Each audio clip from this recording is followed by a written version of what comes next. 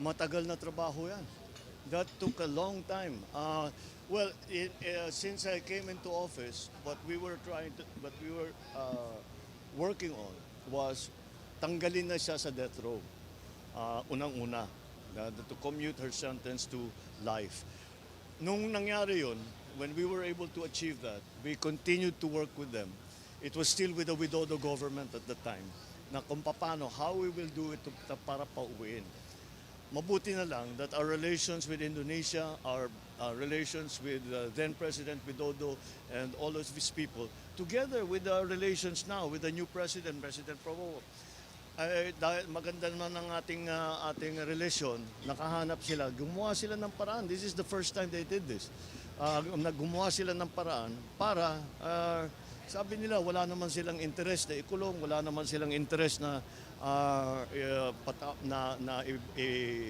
execute ang si Mary Jane Veloso. Ngunit kaya naman sabi nila hanap na lang tayo ng paraan, and they did it for us.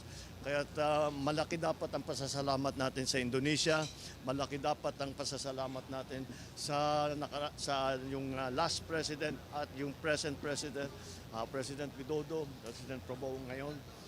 Dahil kung hindi sa kanilang pagsang-ayon ay hindi natin nagawa ito. But as I said, we have been working on this for all the previous president, hindi lang ako.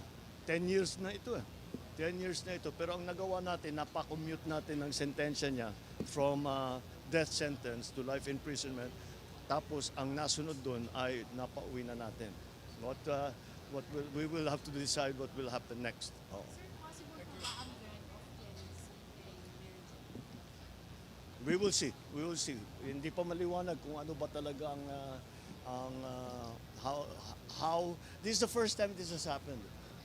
So that everything is on the table.